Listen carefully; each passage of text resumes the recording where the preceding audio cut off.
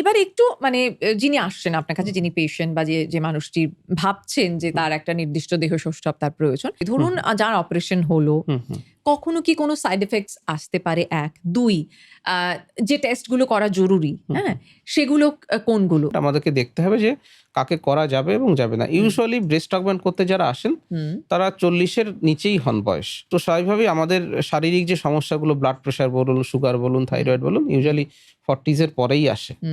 একটা জিনিস আমরা দেখে নিই, উনি স্মোকিং করেন কিনা, বা যেহেতু আমরা ব্রেস্ট অগমেন্ট করবো, চামড়াতে আমাদের একটু টেনে যে স্টিচিং করতে হয়, তো সেই জায়গাটা প্রপার হিলিংটার জন্য আমাদের একটুখানি দেখতে হয় পেশেন্টের কোনো অসুখ রয়েছে কিনা, যেরকম একটা বললাম স্মোকিং, ডায়াবেটিস রয়েছে কিনা, থাইরয়েড রয়েছে কিনা। আচ্ছা। আর কিছু কিছু টেস্ট আমরা করতে হয়, যেমন এটা তো একটা সার্জিক্যাল প্রসিজিয়ার্স হবে, তো আমাদের গভর্নমেন্টের নিয়মই রয়েছে যখনই কোনো পেশেন্ট আন্ডার নাইফ যাবেন তাকে সার্টেন টেস্ট করতে হয়, যেমন আপনার হিমোগ্লোবিন কত রয়েছে, সেই পেশেন্টের সুগার কেমন রয়েছে, কিডনি ফাংশন কেমন, ক্রিয়েটিনিন আমরা দেখে নিই, প্লাস তার বিটি এবং city, bleeding time, clotting time বলে একটা টার্ম হয়, যে তার কোথাও কেটে গেলে রক্তপাত সহজে বন্ধ হচ্ছে না, সেরকম কোনো ব্যাপার রয়েছে কিনা।